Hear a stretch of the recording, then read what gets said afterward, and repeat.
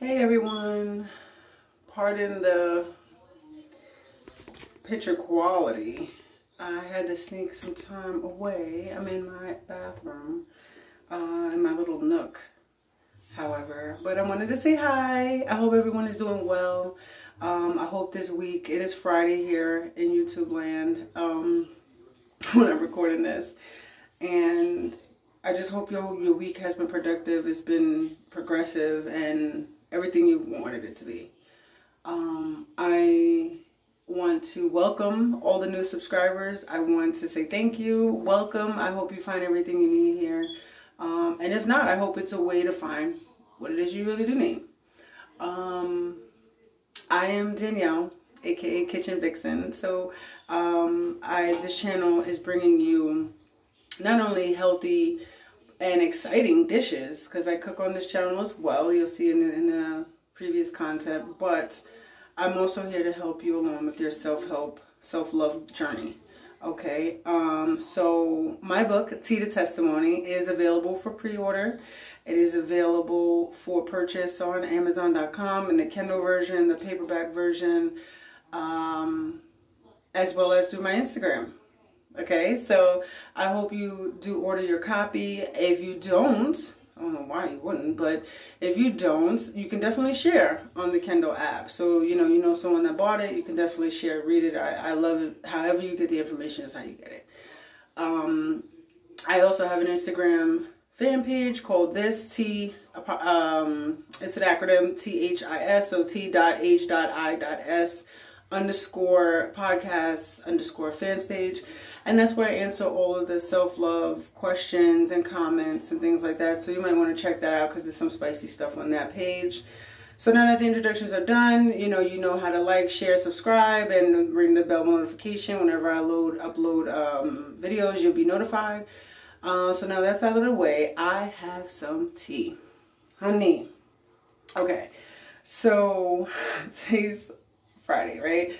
So just yesterday, it feels like it was days ago. Okay, so as a lot of you know, I'm on a self-love journey, right? I'm learning to love myself more. I'm learning to accept the things that don't work for me as my own personal law, and then act accordingly. So for example, I am lactose intolerant, not a baby cow, so milk is a trigger for me. Milk and dairy products and stuff like that. So for years, I was just like, oh, that's just something that I got to deal with. But as I've gotten older, knowing that, all right, I don't have to have dairy and my body, my overall being will be better. So why would you give yourself something just to tolerate as opposed to just omitting it from your life period and just living better? So with that being said, forgiveness of past transgressions comes into play with that a little bit for me. I say that to say, about 2 years ago now, I had a wonderful job that I loved, that I found on my own, that I cultivated and really created something nice, I got a lot of accolades at work. I was a nursery school teacher and I got a lot of praise for my position from parents, grandparents, co-workers, and even visitors that would come into the school. Oh my God, your classes well behaved, and they're toddlers, they're 2 and 3. It was tough changing diapers. I mean, I can honestly say I've changed over 600, if not 1,000 diapers within the 3 years that I was there. And I've been blessed enough to touch the lives of over 60 children being there. I've had classrooms the size of 21 kids at a time, special needs children in the mix, multilingual kids in the mix, children who only have one parent. I had a kid whose mom was a correction officer in another state, New Hampshire, you know what I mean? And the kid was going to school here in Queens, New York. So it was a lot. You deal with a lot of different family dynamics and a lot of backgrounds. So saying that, when I decided to resign, it was with a tremendous heavy heart. Tremendous. It took me about 2 to 3 weeks after the incident happened because I was embarrassed and basically put on a spot in front of coworkers and things like that at a staff meeting. And I wanted to do legal action because I felt like it was so unjustified the way it was done. Like, you just putting someone on the spot at a staff meeting. I wouldn't even know who they were talking about. I'm in the staff meeting taking notes like, who did this? Whoever did that, they about to be out of here, you know, like, and I had to pull the supervisor to the side and say, you know, what was all that about? And it turned out that it was about me. So I was just like flabbergasted, completely thrown off and everything. And even when I resigned, the resignation letter went unfazed, unbothered, and things of that nature. And even the day of my last day, I gave it 2 weeks, strong 2 weeks, like nothing happened, not talking to nobody about it, not instigating it, not making the workplace, you know, hostile, nothing. I act like everything was fine, and in my heart was just breaking every day. I love the kids, I love the atmosphere, and I love what I was doing. You know, this was a job that I carved out for myself. Even though this company gave me the opportunity, I transformed it. You know, I was doing spring recitals, lesson planning, you know, centers. I'm turning them around month by month. I'm putting my heart and soul into it. I'm buying stuff on Amazon. I'm taking my work home with me. I'm coming to work early, staying work late. You know, I really put blood, sweat, and tears into it. My kids were coming up to the job, you know, whatever, boom. So the last day, nothing. Not a card, not a, hey, you know, let's renegotiate, let's talk, you know, maybe a little chicken was being played, nothing. I signed out. I said, I guess I'll see y'all never, or, you know, whatever. And no, I said, it's been real. That's what I said. I signed out and I said, it's been real. And supervisor was there, secretary was there, owner was nowhere to be found. It was just like kick rocks with no socks, right? So I say this backstory as a testament, okay, to knowing your worth. The day that staff meeting happened and I was addressed in a way that was demeaning, disrespectful, inappropriate, to say the least, because she took the whole staff meeting to address something that I wasn't even A, aware that happened, B, she didn't even directly direct it to me. She didn't say anyone's name, but she was making such an animated, you know, meeting about it that I was concerned. I pulled her to the side after the meeting and said, who was that about? What's going on? Is there anything, you know, I'm offering help. And she's telling me the reason she was upset about the meeting and she felt so out of sorts was that it was because of something I did. And as two grown adult women, you still chose not to discuss it. When I gave you the resignation, you still decided not to talk about it. When I gave you and the owner multiple opportunities to talk about what was going on and the reason I was feeling the way I was feeling and whatever, still went unacknowledged, like, fuck you and your feelings. So I had no other choice but to walk away with a heavy heart. And I remember that day, it was right before the fall festival, and I had things planned. You know, I was able to have 2 jobs at that job. I was an event coordinator and a nursery school teacher. So it was just like, I've always been ambitious. I've always been this person that want to put 110% of themselves in everything. Okay. So with that, the 2 years have passed. That was 2018. I've been on this self-love journey of loving myself, even the darkest, creepiest parts of it, you know, and I feel like you have to become whole. Okay.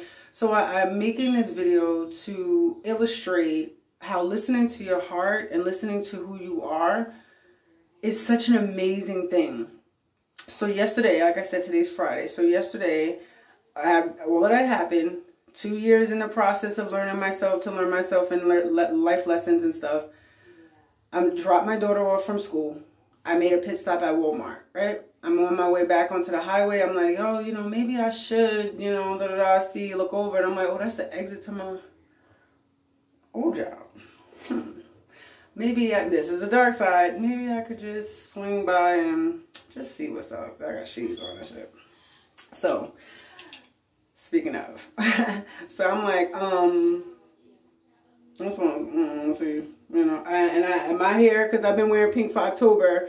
breast cancer awareness. And for me, it's cancer awareness period for women. Women sticking together, making sure, you know, you check, because it's self-love. That's what this is. When you're checking your breast for lumps and stuff, it's self-love. It's self-care to make sure you're good. So I'm like, cruise. So it was quiet. It was quiet when I pulled up. So I was just like, you know, let me get out. So I get out and I go up, and again, I'm just me. Okay. Not dressed up, not anticipating going. I did not wake up with the idea of, let me go to my old job and stunt real quick, right? So I get out, and, you know, COVID and everything, I have my mask on and stuff, and they got the 6 feet distance. They're still pumping. They're still working. I never, ever wish no harm on them. Nothing bad, nothing negative. That's another point that I'm making. When I left with just the hurt that was there. The hurt of having to leave a job I love. The hurt of having to no longer work there because the children I love, the other co-workers I cared about. You know, I had developed a rapport here. And there was another school attached, so I knew people in both schools. I'm feeling like, you know, I'm a working professional. So, you know, that was heavy on me. And then little do they know, I had a domino effect that year. So that year, not only did I have to resign from my job that I love, and put my hand in the camera, but I had to move. I got a letter from my landlord saying that they were selling the property and that we had 3 months to find a new place. Then my relationship of 5 years was crumbling right before my very eyes. On top of dealing with finding a new job now. You know what I'm saying? Because you have to keep the finances coming in.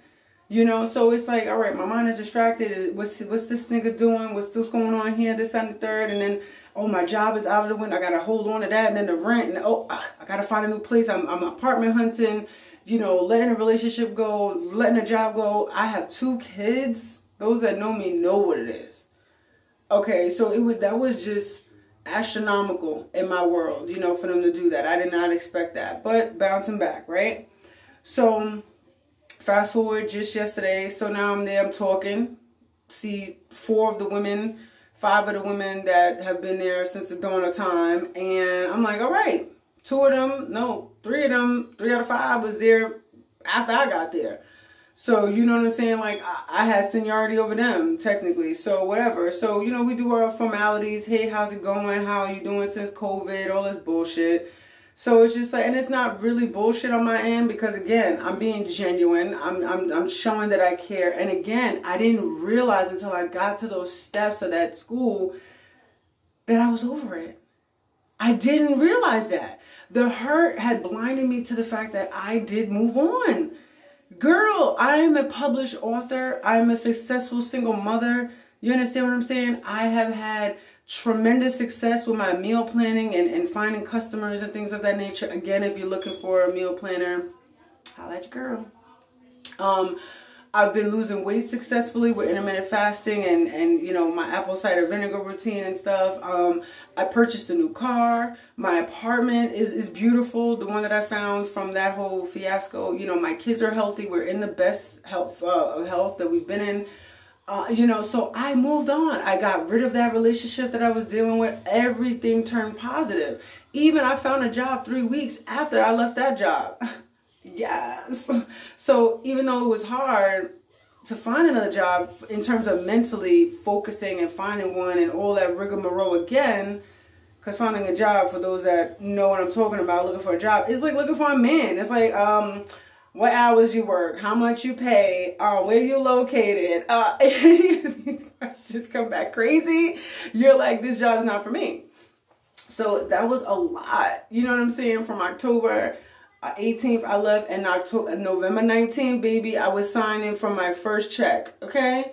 So I did not skip a beat. I did put my head down. I did cry. I adjusted my crown, wig, whatever you want to adjust, and I kept pressing forward. You know, even with dirtbag on my back, I was just like, you know, I'm gonna look for an apartment because it's me and my kids at the end of the day. You know, we did 5 years together and everything, like a bid, sounds like.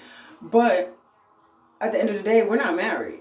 We were not married. So I'm doing me and you doing you. And from what I was found out, son was doing him in the lowest denominator. Okay, sis, bagging groceries. Good stuff. Thanks for taking him off my hands, sis, because one less bag of garbage to get rid of. Seriously, it hurt, but at the same time, that was another thing. Like, it hurts like a mofo in the beginning.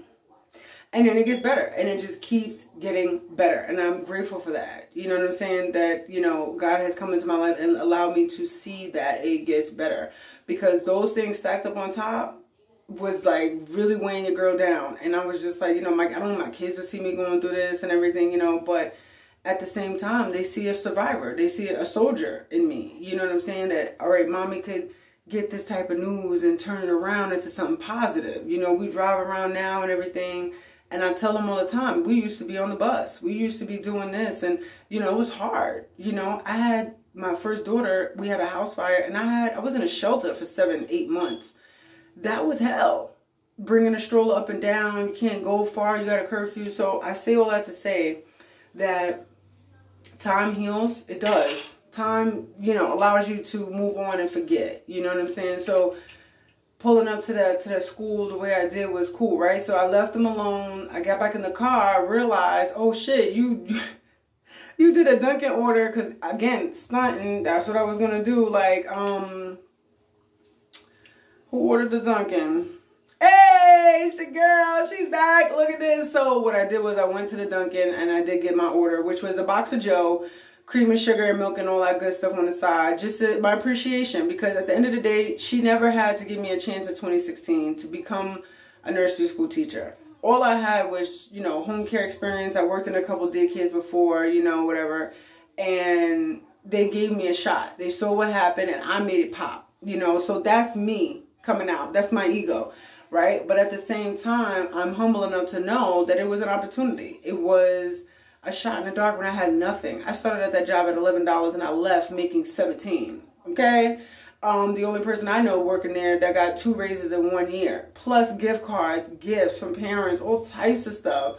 Okay, so it goes without saying that when I worked there, I was blessed. When I wasn't working there, I was blessed. Before I was working there, I was blessed. Okay, but it was an opportunity nonetheless, right? So I appreciated it.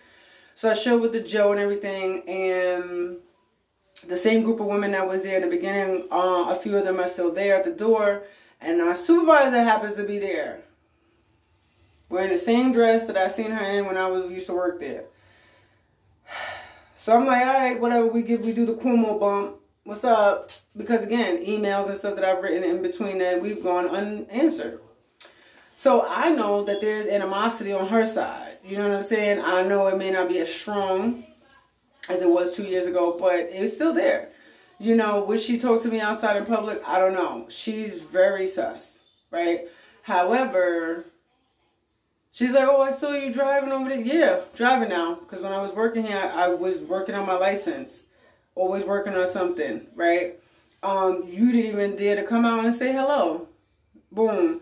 Someone calls you and you come, right? So, you know, we exchange pleasantries and things of that nature as usual. She's looking me up and down. Yes, I have the same wig on.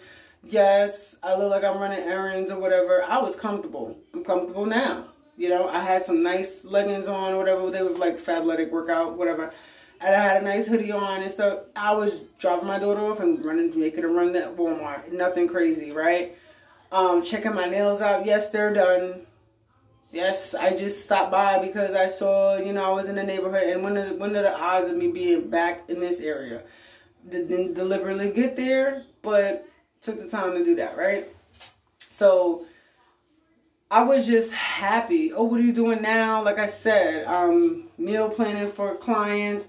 I'm writing ebooks after ebooks until all the stories come out of me. You know, sitting here living and thriving through a pandemic. I'm living and thriving when you thought I wasn't.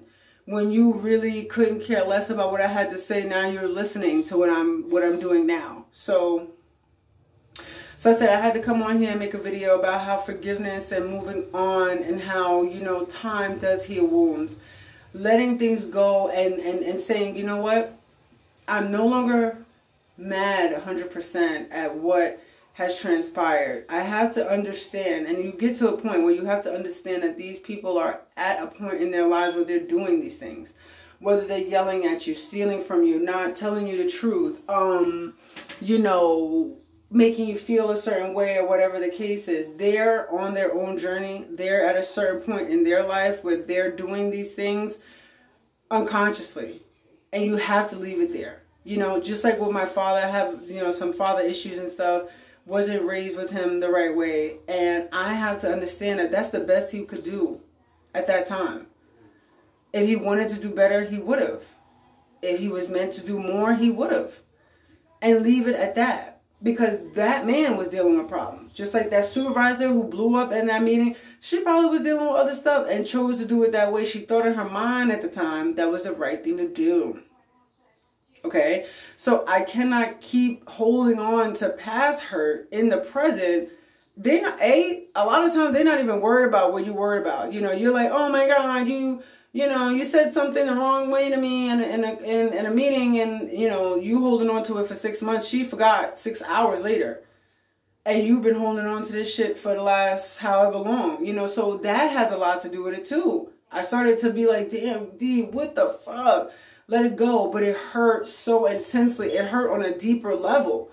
That's how I knew I was connected to that job. And that's how I knew I was connected to what it was I was doing. It was what I was doing every day.